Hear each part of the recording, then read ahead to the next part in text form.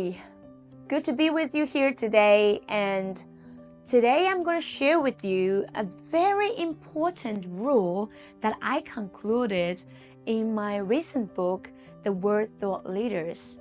Talking about this book, we have 7 co-authors with me in this book. These people are phenomenal. They are excellent. They're global influencers. And if you haven't read this book yet, or if you haven't watched any of the podcasts and interview that I've got with them yet, make sure check it out on my channel. You can search on LinkedIn or even Google it. It will come out. You can experience a little bit more about who these people are. They are wonderful human beings. They're word thought leaders, and they're representing different culture and backgrounds as well. Today, I want to deep dive into one rule as I shared at the beginning. And this rule, if you have this book with you, and I have mentioned on the page 10, talked about 9 times 90% loss. So what does that mean, Kristy? Are you a scientist, or are you a psychologist? How do you conclude that rules? Well, I'm not a scientist or psychologist, but recently I went to New York and I had a dinner with one of their friends who's actually my clients. And one of my clients sent their sales representative. Her name is Georgia. She took me to this amazing restaurant. Anyway, long story short, we had a conversation. I shared a lot about life, self-growth, personal growth, and meaningful life and purpose. And we enjoyed the conversation. And all of a sudden, she said to me, Kristy, may I ask you a question? I said, yes. Where did you learn all of these things from? I said, why did you ask? She said, are you a psychologist or not? I said, why did you ask?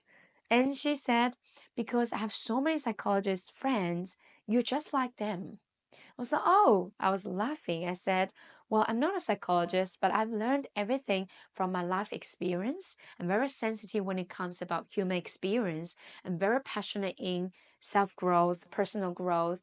And I have written a lot of books, and I love listening to those successful people's journeys, their stories, and I went to all the seminars and everything that I could learn from the books. That's why I have this kind of automatic feeling to share about my journey, my life, the wisdom that I learned. And also I read Bible, and I believe Bible is the best book in the world. Why? I used to hate reading it. When I say hate reading it, I was resisting to read it. It's too many pages, and I feel it's too hard to understand. It has nothing to do with us to align with my life right now. But then I realized that Bible is actually the best book.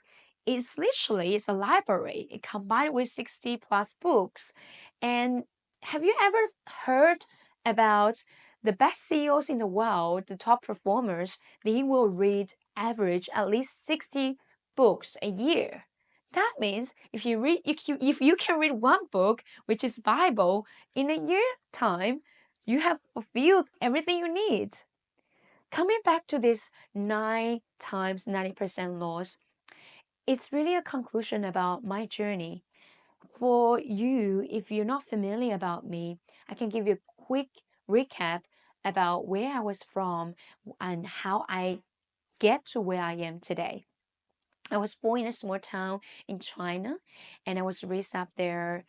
Was born in a very unwealthy family. My parents were just factory workers, and I suffered a lot of health issues when I was little. Not sure why. Maybe it's because of the bad environment, or also because my parents were always busy. I didn't get a lot of attention or caring. I got a lot of things. I don't even know how to say the disease or illness.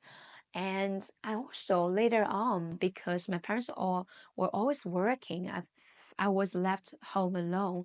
I didn't get enough meal to eat, and my stomach got big issue. And I need to go to the hospital. And there's so many things I can share about my health issues. But later on, my parents got issues too, because my dad always got drunk and he always hit my mom. There's a lot of domestic violence I need to deal with. I was so little, I had no idea why I need to suffer about this. There was a lot of pain when I grew up.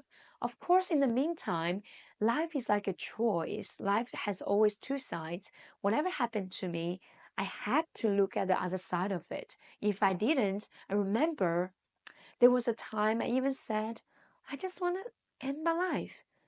Well, there are so many people talking about that nowadays. I'm pretty sure probably everybody will had that thought once at least. But that was the time I had that thoughts like I I don't want this kind of life. Like I was sick about it. I'm sick of it. It's enough. But then I said to myself, well, there's only one way to go. I'm not going to give up because life is still precious. So I end up doing a lot of things that I love and I need to literally finding ways to enjoy my life. So I end up being home alone, doing a lot of drawings, creating the comic books, and I remember I even do the self-portrait drawing, see myself in the mirror, I'm drawing myself. And my drawing became really good back then because I practiced almost every day. And then I also love music, I love singing, so I started to sing and I sing everywhere I could. And whenever there's chance, I would just grab the opportunity and go for it. And life went on. The pain was still there. And sometimes I even felt like I didn't want to forgive my dad because he was so arrogant, selfish, and this kind of thing. But in the meantime, I know he's my dad. I love him. So there's a lot of battle going on back then. And because I was born in a wealthy family, my mindset was very limited. There's no one who could guide me to be better or to tell me to believe more in myself. That's why when I realized I need to be stronger, I need to believe myself because if I don't, who else will? And in short, after my childhood, I end up going to travel in a different city for study. And that was the first amazing journey turning point. And then later on I went to Shenzhen and started my job and I started from zero. I didn't have any basic knowledge about logistics, but I was started from that industry and I've learned so much from everybody around me. One thing that I believe which helped me huge and a lot was because I always was a sponge. I learned from every single person, children, old people, elderly, anybody, any age, any gender. I learned from their life experience, their work experience, whether from their success or failure. And later on, I love to read books and I learned so much from the books as well. And now, 3 years ago, more than 3 years ago, I started my own company. And only 3+ years journey, I've learned a lot of things and realized that from I dreamed to come to Australia about more than 10 years ago, my dream came true because I just took that leap of faith and I got it. And then there's so many stories after that. It's all about as long as there's an idea, as long as there's a dream, there's always reality waiting for you. And that's exactly what happened to me. Nowadays, I'm not saying I'm the most successful person in the world, but I can be proud to say that I have been the best version of myself so far, particularly in the last 10 years, particularly the 3 years when I became an entrepreneur. I learned so much from mistakes, failure, struggling, pain. And then now I'm feeling free. When I say free, it doesn't mean free. Like I think I'm actually in a financial freedom, even though I'm still working. If I stop working, I still can find some other things. I can still get income. I'm not worried about that at all. And I'm also free in my mind and inner peace. I found peace because I always do things with purpose. And I'm in a very good status right now. I know there are still people who are judging me, people will say no to me, rejecting me. And that's not what I need to care. What I need to care is I'm at service for people and I'll do my best to serve people, but not everybody is supposed to be served by you. It can be served by someone else. So you just need to be selective sometimes. And coming back to the 90% loss, it's going to help you because it has been life lessons for me. By today, I've learned so much, and I believe this loss can definitely help you to shorten the path. I mean, you will always get to the successful place. And success is not a destination, it's a journey. But through this journey, you need to understand because if you want to be transformed, if you want to be successful, be happy, the number one step is awareness. If you don't even have the awareness, it's not going to help you, which is why I'm confident, my friend, this laws is going to help you. I'm going to take you through these laws, and you are welcome to pick up a book from Amazon or online purchasing, or even from library, any bookshops, the word thought leaders to read more. And I'm also sure that not just my story, the other stories are going to be so powerful for you as well. So let's get started. Deep dive into the 9 times 90% loss. Ta-da! I'm back. Thank you so much for being patient, and finally we can deep dive into this 9 times 90% loss. And as you can tell, I already changed my outfit. Obviously, it's another day. Days like this, being an entrepreneur is that you have kids and you have unexpected things happening every single day. But the key is never give up, keep going. And let's deep dive into this 9 times 90%. Number one law related to pain.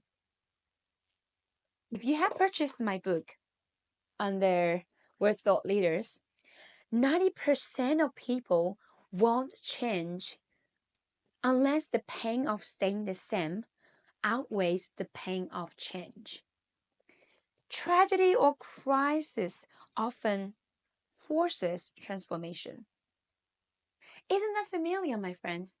In your life, if it doesn't really push you hard enough, if you're not at the bottom, you just don't want to change. You feel that? You feel that, my friend? So real, so authentic. It might like, oh, that's me. That's everybody. When I say 90% loss, you understand at the end, these are all about us. All of us are pretty much similar as human natures. My question for you is today, you know you have to change. What is holding you back? I'll give you an example. There's someone in my life, and I believe every one of you has someone like that in your life as well.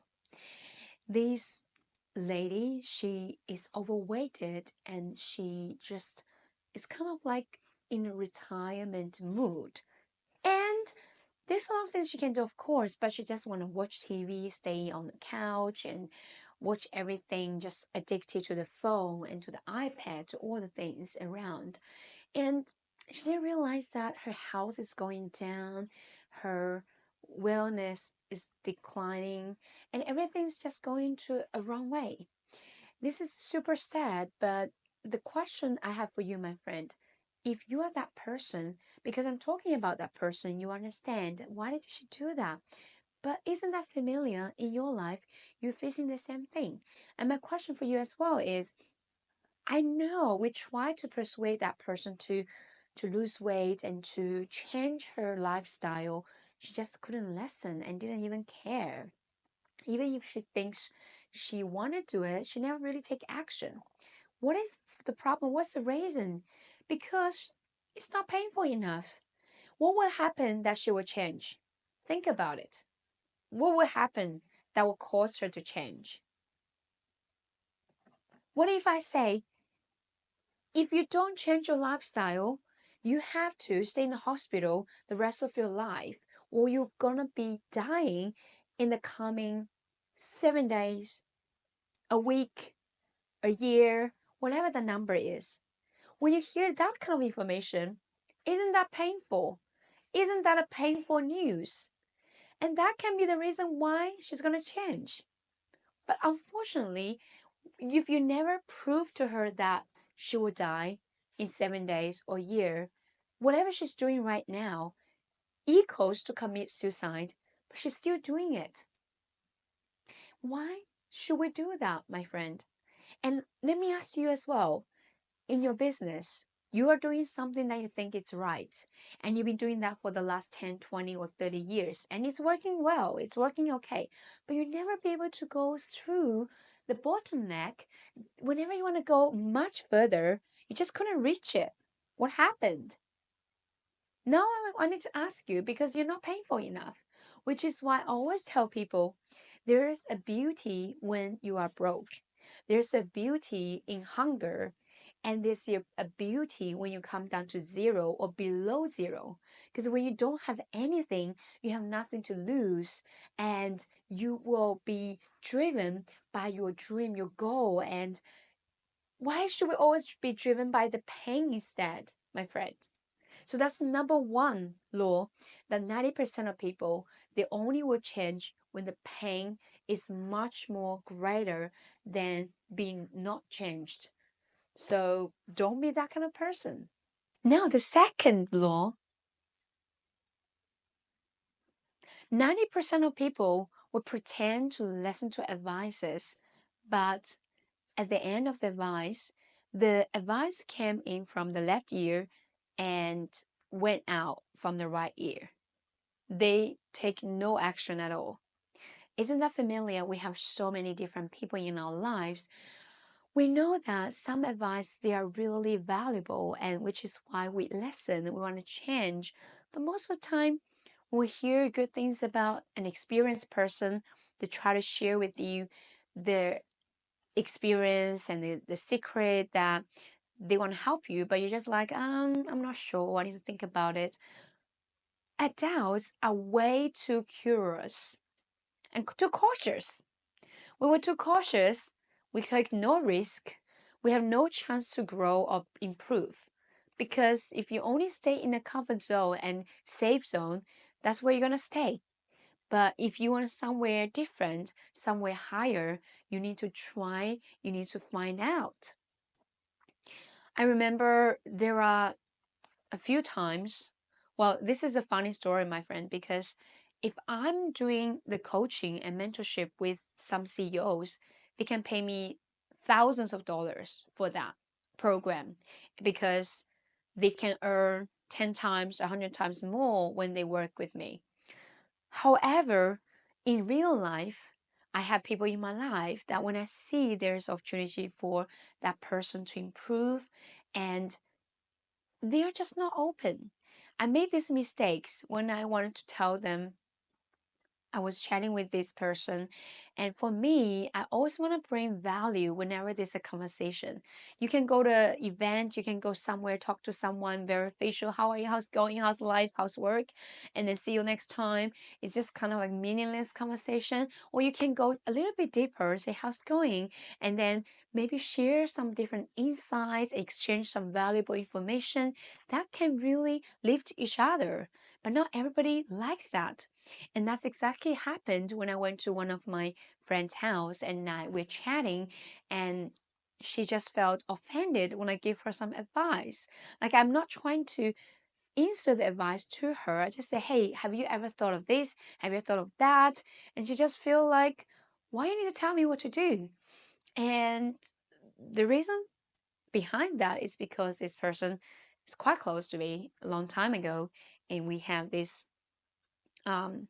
like, she has that build up that wall, probably always compare where we are and things like that. I believe you always have someone in your life very similar to this situation. But coming back to this, she listen, but she never really take any action after the conversation.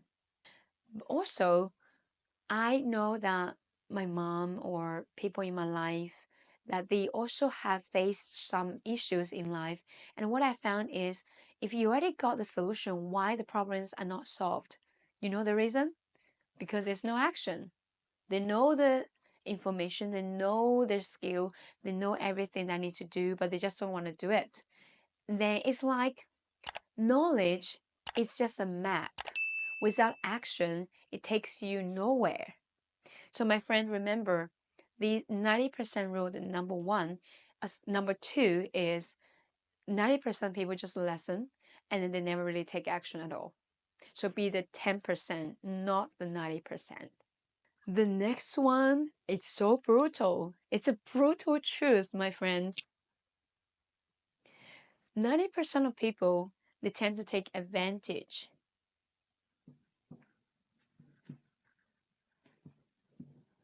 Instead of genuinely helping someone.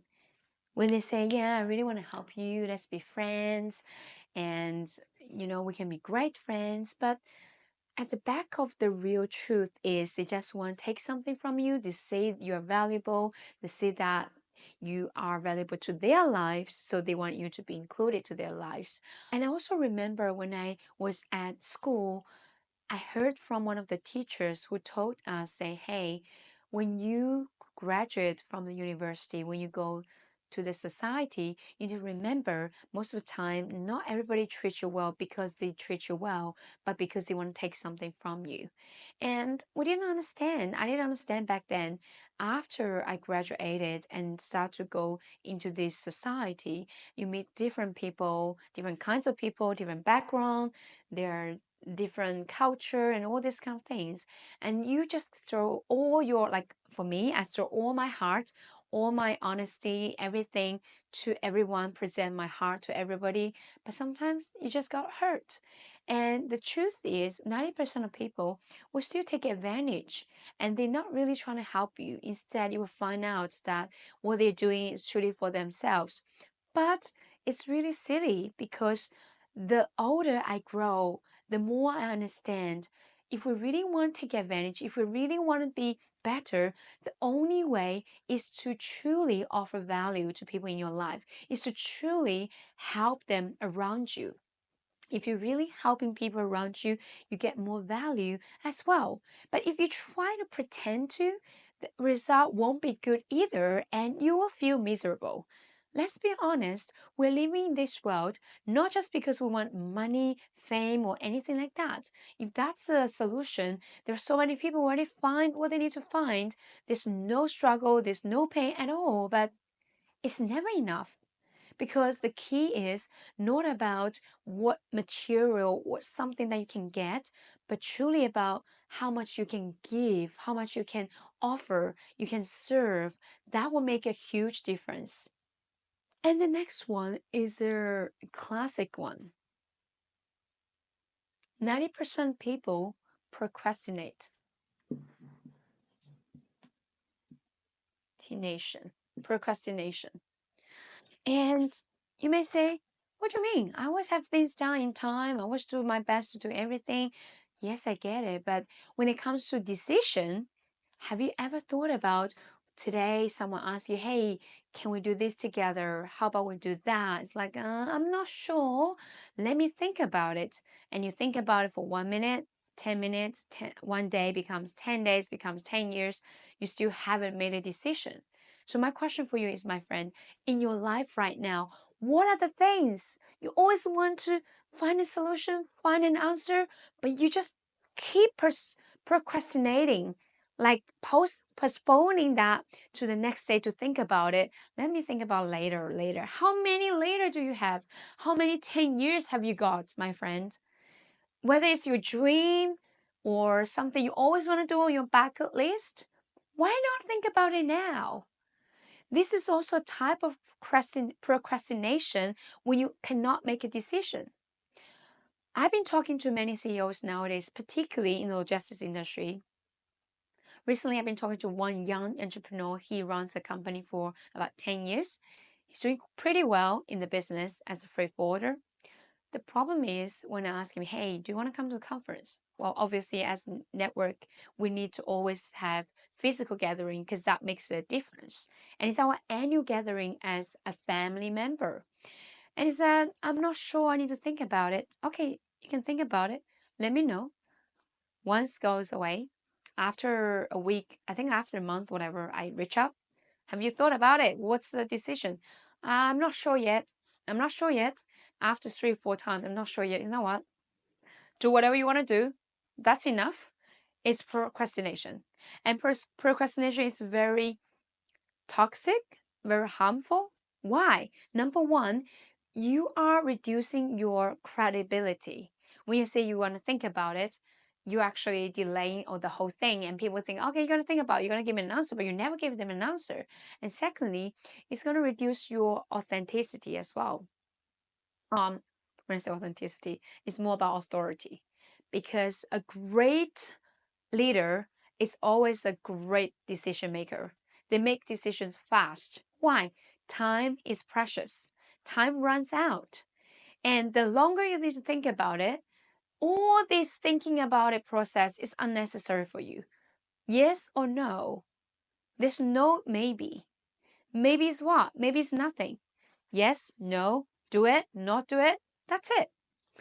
Unfortunately, there's so many CEOs, so many entrepreneurs nowadays still, they just want to say, I don't know, I need to think about it, maybe this, maybe that. Oh, come on. You will have a timeline for that. I mean, if you have like 10 days to think about it, or 10 minutes, 10 hours, that's understandable. But if it's more than 10 days, it's crazy, my friend. It's too much. And honestly, for me, if I know I'm going to do that, I just say yes straight away. And I've known so many millionaires and very successful billionaires as well. I found that they usually tend to make decisions much faster.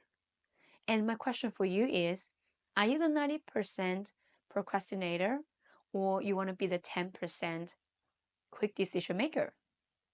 And the next one is classic. It's, even though I say 90%, I would say 100% this time, even though it's a 90% loss, that 90% of people break promises.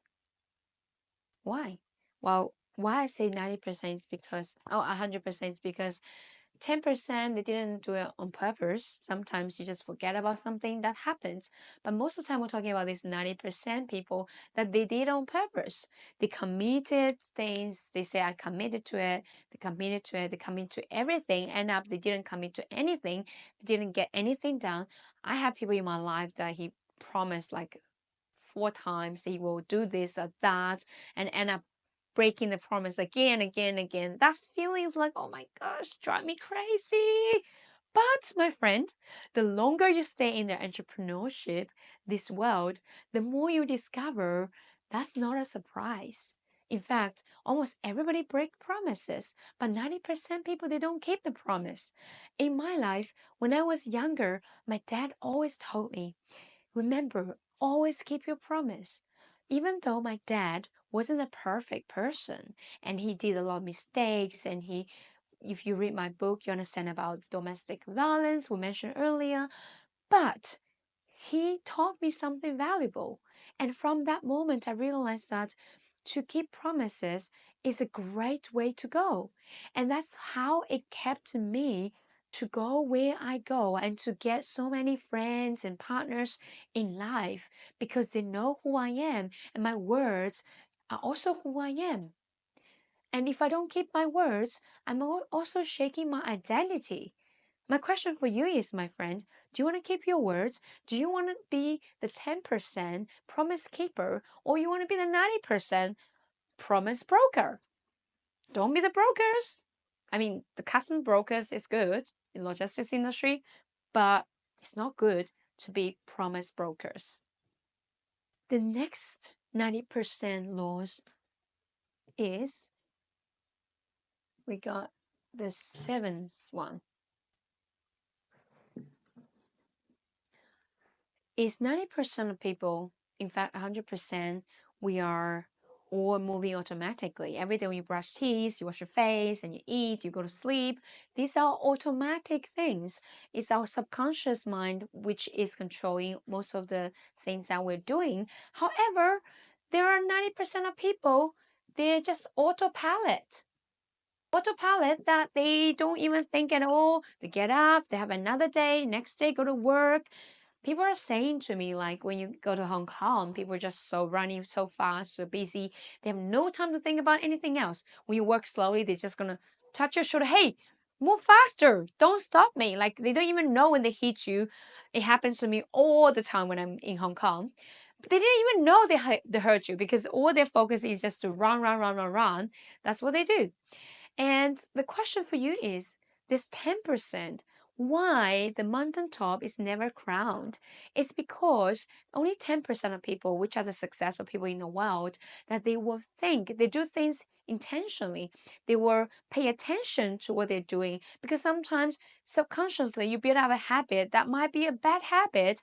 But if you don't pay attention, that bad habit will be there with you forever, become your identity, and it's going to ruin your life. But if you're paying attention, you see some different results. When other people are doing something differently, they say, oh, I have been doing this all the time, but they've been doing that. If you just have that 1 minute pause, thinking about what you should do, just with a little bit more intentionally, instead of passively, you will see a significant transformation and profound success in your life. So, my challenge for you, my friend, is don't be the 90% autopilot. Be the 10% to be aware, to live in this world, not just be in this world, live fully, have feelings about everything. Let emotions touch you. Let you feel about and see things deeper. Open your eyes with wisdom. But the only way to see things clearly is you have to be intentional. So be the 10%, not the 90%. Number 8 is 90% of people lied before they lie. Like, but I would say 100% people lied, but 90% they lied with purpose and bad purpose because they're afraid of being judged. There's probably 10% is like we might lie to our children, we might lie to someone who we love because we don't want to hurt them. We want it to be intentionally just to take care of their feelings and emotions. Most of the time, people lie. And 90% people lie. Is lying a good thing? Well, it depends, but definitely we don't encourage children to lie. The funny thing about adults is they always teach children to be the best versions of themselves, to be kind, be nice, behave. My question for you is, have you done that yourself? Snap! You haven't, or you have done part of it, you haven't been doing quite well in these areas, which is why we always over standard, like we want our children to be the perfect version of themselves, but then we ourselves are not even doing the right thing, which is why I always believe that the best teacher is leading by an example. The best teacher is practically that what we're doing, our behavior is better than just telling our kids what to do. Of course, we need to tell them what to do, but they will observe. If we do something not aligned with what we're saying, they'll be confused and they won't even listen anymore because they don't know which one is right, whether it's your action or what you say. So don't be the 90% who lie. Let's be the 10% who keep promises that we mentioned earlier, that we are honest, we're not controlled by fear or judgment. Most of the time when we're lying because we're worried about how we look like. If we lie, then nobody will know. That'll be great. But really, temporarily you feel good, but in the long term you'll never feel good. So let's be aware of this bad habit of lying. The ninth one is controlled by money. When we talk about money, money is not all roots of evil. The love of money is all roots of evil. Money itself is a great tool for us. Imagine if we don't have money, we have to say, if I go to the supermarket to buy something, I need to either bring a pair of shoes to swap, or I need to bring like a ring or anything to swap. It's too much. Which is why whoever discovered money as a tool, it's genius. It's amazing. But why does money become so evil and so bad. It's money itself. It's not evil, as I said. It's simply because the greedy, like the greed, like the desire of wanting to achieve more money, that cause us lose our mind and to lose the vision, the purpose that what we should be doing. And in fact, in business, my friend, I know that particularly for me, I can give you an example. When I started the business, I started with a dream and vision. And I don't know where I'm heading to. I don't know if I have enough money to run the business or not, but I did it anyway because I'm not afraid. I'm not afraid of judgments. I'm not afraid of lacking money. And money is not my final goal. Yes, when I'm offering value, money will follow. But in between, it gets tricky that when I need to pay my bills, pay my staff, pay all these things, and sometimes I'm still learning how to be an entrepreneur, how to be a great business person, and sometimes I don't get enough sales. I'm like looking at the 4 months from now. Can I really pay? What happens if I can't? All this fear just start to attack me. And then I remember this once I made a decision, seriously, that person doesn't fit into my network. And I was like, I need this money. I need it because we need to make sure the company is running well. So I said yes to that company. And after that, I feel so bad. I feel like this is not what I want to be. I don't want to be controlled by money. But I already said my words, so I need to keep my words. And after a while, of course, it turned out that company isn't the best one we should take. But from that moment, I said to myself, I'm not going to do that anymore. Every decision I'm going to make, it has to be separated from because of money. It has to be always aligned with the vision and purpose. So, my friend, my challenge for you again for this one, are you the 90% group that you controlled by money because you want to achieve more money? Every day you're doing work because you want to get paid? If that's your final goal to survive, my suggestion for you, my friend, sincere advice is think bigger than that. Because if we die one day, this will not go with us, even the clothes or anything. We need to think about how can we leave a legacy, and don't let it control you. You are the master of money. Don't let money take your place to be the master. And there are so many sad stories in history or in the news. People fight, families separated because I remember this one story which is really heartbreaking. Someone got the lottery and they end up being killed because of money.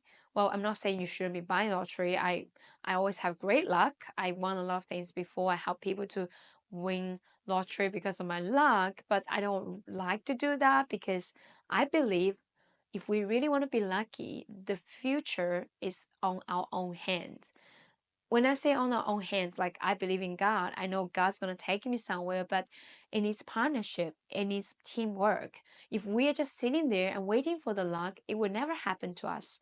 We always have to take lead and not being blinded by money or any material things, because that's only going to last for a short time. It will never last for a long time. If we really want things to last, is we have to think about spiritual life and the bigger purpose in your life. So my friends, these are the nine times 90% laws that I have concluded. If you truly deep dive again into these things, you start to relook at your life, relook at the habits that you've been building up, and you understand now you're not alone. In fact, when I say 90%, 100% people are still doing this. Sometimes we are making the good decisions. Sometimes we're making the bad decisions, but nothing is forever. Everything is temporary. As long as we are willing to change, to make better decisions from now, it's never too late. So, my friends, let us make better decisions so that the future generations and people in this world will also be beneficial, and our children, grandchildren, children's children, forever and ever, let all remember what we have achieved together and the seeds that we have planted, because we are willing to be the change makers and to make a change, and this world will become a better place. Again, There's nothing we can leave behind, but there's one thing, which is your legacy. And let's make a good one. God bless you. Share this video with someone you love, you care. I'm sure it will help them today. Thank you so much. I'll see you on the next video. Bye for now.